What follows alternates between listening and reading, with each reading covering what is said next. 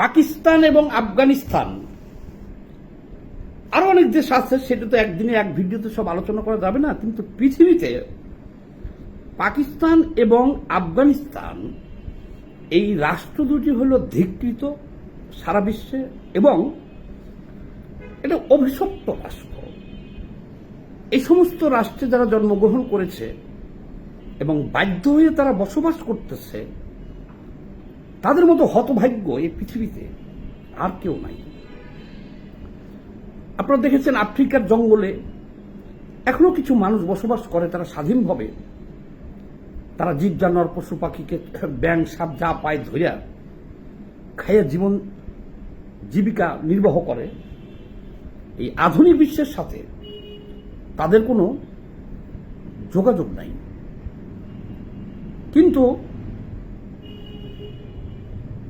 তাদের যে স্বাধীনতা আছে, বা সারা বিশ্বের মানুষ তাদেরকে কিন্তু ওই চোখে দেখে না।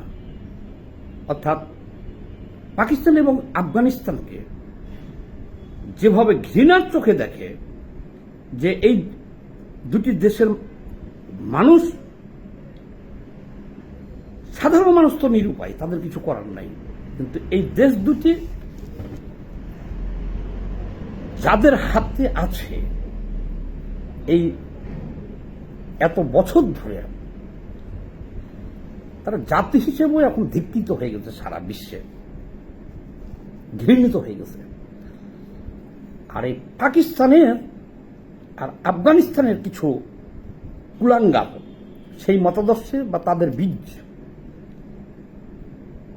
অনুসরণকারী এই বাংলাদেশে আছে, এবং তাদের উৎপাত ভয়াবহভাবে বাইরে গেছে গত এক বছরে। আপনারা আমরা যদি সচেতন না হই, এই কুলাঙ্গারদেরকে যদি এই দেশ থেকে নির্মূল করতে না পারি আমরা, তাহলে বাংলাদেশের পরিণতিও আমি দেখতেছি ওই আফগানিস্তানের মতো হবে, আর পাকিস্তানের মতন হবে। এবং সারা বিশ্বে আমি মনে করি এখনো বাংলাদেশ একটা সম্মানজনক অবস্থায় আছে। আজকের খবর শুনেন, পাকিস্তানে রাজনৈতিক সমাবেশে হামলায় মৃতের সংখ্যা বেড়ে দাঁড়িয়েছে হলো 22 জন। এই কিছুদিন আগের খবর আপনারা মিডিয়ায় দেখেছেন সবাই, যে সেখানে মসজিদে বোমা হামলায় কতজন নিহত হইল। পাকিস্তানে বোমা হামলা করে মানুষকে হত্যা করাটা একটা রুটিন ওয়ার। কিন্তু দেখান তো পৃথিবীর আর কোন দেশে আছে এটা? আমাদের বাংলাদেশে একজন রাজনৈতিক নেতা ভিপি নূরকে লাঠি চার্জ করা হয়েছে। তার কারণে আমরা সারা দেশবাসী ক্ষোভে নিন্দায় ফাইটে পড়ছি। আমরা বিক্ষোভ করতেছি, নিন্দা জানাইতেছি, বিচার চাইতেছি, সব করতেছি। আর পাকিস্তানে ধারাবাহিকভাবে দেখবেন বোমা হামলায় সেনাবাহিনী মারা যেতেছে, পুলিশ বাহিনী মারা যেতেছে। এই 2 মাসের ঘটনা দেখেন, 3 মাসের ঘটনা দেখেন। মসজিদে বোমা হামলায় 22 জন নিহত, শতাধিক আহত। রাজনৈতিক সমাবেশে বোমা হামলায় আজকে মৃত্যু বেড়ে দাঁড়িয়েছে 26। এখনকার নিউজ, কারেন্ট নিউজ, 26 জন দাঁড়িয়েছে। আবার দেখেন এই দেশে এই যে বোমা হামলা করে মানুষ মারাটা ধর্মের নামে, এটা কোনো বাদ প্রতিবাদও নাই। মানে এদেরকে নিয়ে ভিডিও বানাইলে তো অনেক বড় হয়ে যাবে, অনেক ভিডিও হবে, দরকার নাই। সংক্ষেপে বলি যে এরা হলো একটা পৃথিবীতে ধিক্কৃত এবং কুলাঙ্গার জাতি। সারা বিশ্বে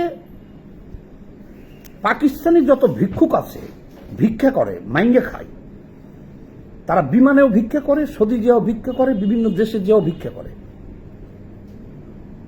এই ভিক্ষুক পৃথিবীর আর কোনো দেশে নাই। এত বড় নির্লজ্জ জাতি তারা। পাকিস্তান।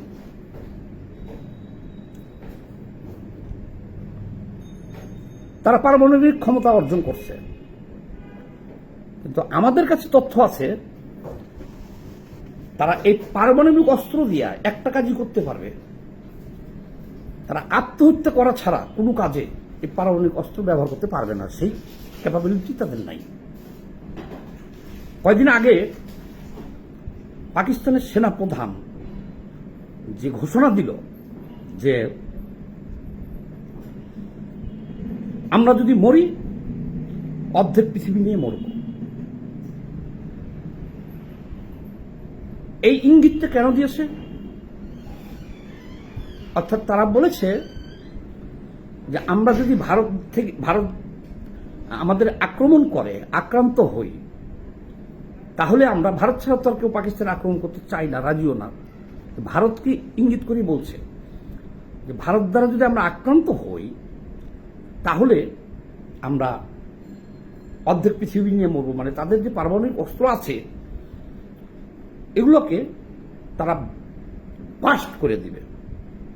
কিন্তু এটা জেনে রাখেন, তার এই ধমকি কেউ ভয় পায় না পৃথিবীর, কারণ সবাই জানে তারা এটা ফুটাইতে পারবে এবং পাকিস্তানের জনগণই মারা যাবে, পাকিস্তান ধ্বংস হবে। পাকিস্তানের বাইরে তাদের এই পারমাণবিক বোমা নিয়ে যে বাস্ট করার মতো পরিবেশ পরিস্থিতি এবং ক্ষমতা তাদের থাকবে না যদি কেউ সত্যি তাদেরকে অ্যাটাক করে ভারত। এ হলো একটা ভিক্ষুক জাতি, যাদের নিজের পেট চলে না, তারা কিভাবে পারমাণবিক বোমা অধিকারী হয় কিভাবে? আমাদের বাংলাদেশের কিছু কুলাঙ্গার আছে, পাখি বীর্যে জন্ম যাদের, এরা দেশটাকে ওই পাখি বানানোর জন্যে, আফগান বানানোর জন্যে এখন এই 1 বছরে তারা প্রকাশ্য তৎপরতা চালাইতেছে। আর এদের এই উত্থানের জন্যে আমি শেখ হাসিনাকেও দায়ী করি। মানে শেখ হাসিনা এদের প্রতি যে নমনীয়তা এবং ধার্মিকতা, ধর্মের কারণে যেভাবে ছাড় দিছে এবং সহায়তা দিছে সরকার, 560টা মডেল মসজিদ, আরও অনেকভাবে এদেরকে অনেক ধরনের সহযোগিতা করা হয়েছে। এটা এখন এই শর্ট ভিডিওতে এত আলোচনা করা যাবে না। এ কারণে বাংলাদেশে এই পাকিপন্থীদের উত্থান, আফগানপন্থীদের উত্থান, এর জন্য দায়ী শেখ হাসিনারও কম না, এবং এর ফল সে পেয়ে গেছে। শেখ হাসিনা মনে হয় সবই জানতো, একটা জিনিস জানতো না, যে জঙ্গি, মৌলবাদী, পাকি, আফগানি এরা কারো হয় না, কোনোদিন বাপেরও হয় না, মায়েরও হয় না। এদেরকে আপনি যতই দেন, যতই খাওয়ান, যতই সুযোগ দেন, কিন্তু ওরা বোমা মারতে ভুল করবে না সময় মতো। এর খেসারত শেখ হাসিনা এখন দিতেছে। যাক, এখন কাজের কথা বলি। এবার আসলে আফগানিস্তান।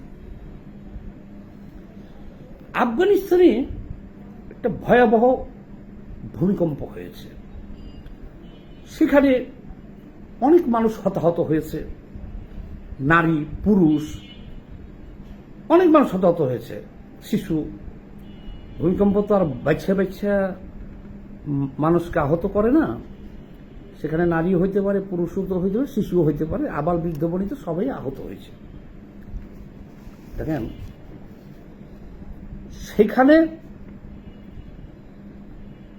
পাকিস্তান এ পর্যন্ত কোনো সহযোগিতা করে নাই, কোনো মুসলমান ভাই কোনো রাষ্ট্র সাহায্য করে নাই, বাংলাদেশ সাহায্য করে নাই, সৌদি আরব সাহায্য করে নাই। কিন্তু বিধর্মী যাদেরকে বলি আমরা, হিন্দু রাষ্ট্র, সেই ভারত সবার আগে প্রাণ বাঁচাইতে আফগানিস্তানে সহায়তা পাঠাইছে, এটা আপনারা আমরা সবাই জানি। তো যাক, এই জন্য তাদেরকে সাধুবাদ জানাই, কারণ যেখানে মানুষের জীবন বাঁচাতে সহযোগিতা করেছে ভারত, এই জন্য তাদের ধন্যবাদ এবং অভিনন্দন জানাতেই হয়। বিশ্বের যে কোনো প্রান্ত থেকে যে কোনো প্রান্তের মানুষকে জীবন রক্ষার্থে যদি সহায়তা করে সেটাকে আমরা সাধুবাদ জানাই। কিন্তু এবার দেখেন যে জঙ্গি মৌলবাদী একটা রাষ্ট্র, তাদের দর্শনটা কি, তাদের কোনো লজ্জা শরমও নাই। তারা ঘোষণা করছে যে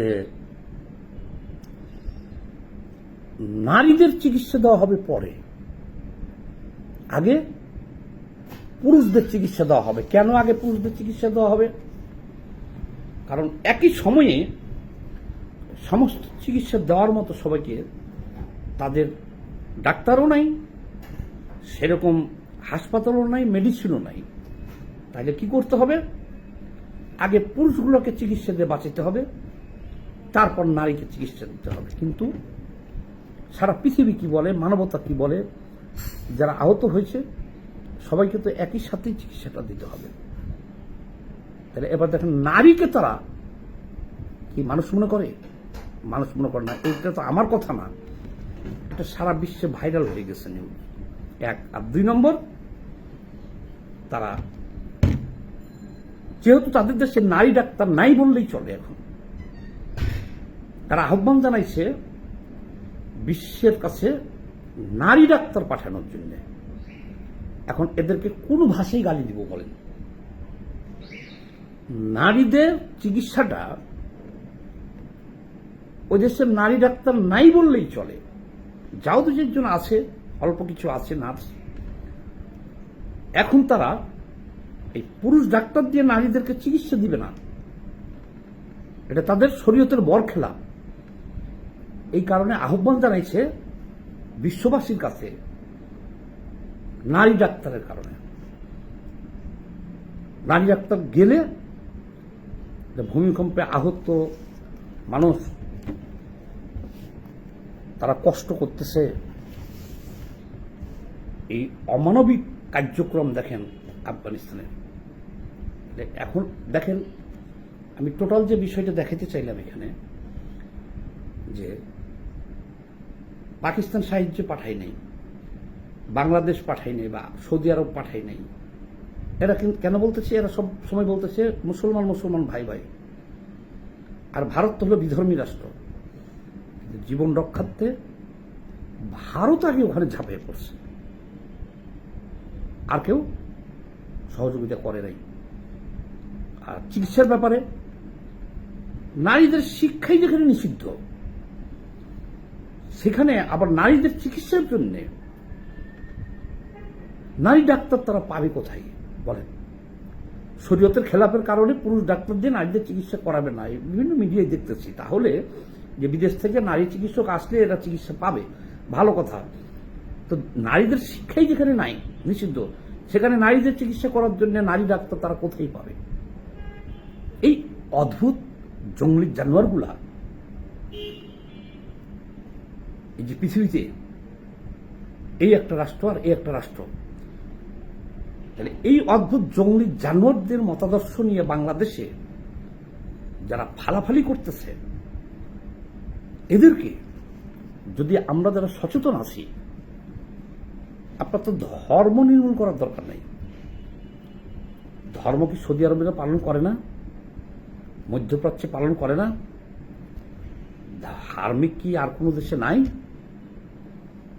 কিন্তু যারা এই আফগান আর এই পাকি বীর্যে পয়দা, তাদের মতাদর্শ বাংলাদেশে, এমনকি বাংলাদেশে তাদের মতাদর্শ প্রতিষ্ঠা করে রাষ্ট্রীয় ক্ষমতা দখল করতে চায়। সর্বনাশ। তাহলে এবার বুঝেন যে যদি বাংলাদেশটা এই আফগানপন্থীদের হাতে দখল হয়, পাকিপন্থীদের হাতে দখল হয়, তখন আমাদের এই দেশের নারীদের কি হবে, আমাদের দেশের অবস্থাটা কি হবে? যাক, এই ভিডিওটা আর দীর্ঘ করলাম না। আমি এটার উপরে আবার আরো দীর্ঘ কয়েকটা ভিডিও আমার বানাইতে হবে। সবাই একটু বেশি বেশি করে এই ভিডিওটা একটু শেয়ার দিয়ে দিন। সবাই ভালো থাকেন, ধন্যবাদ।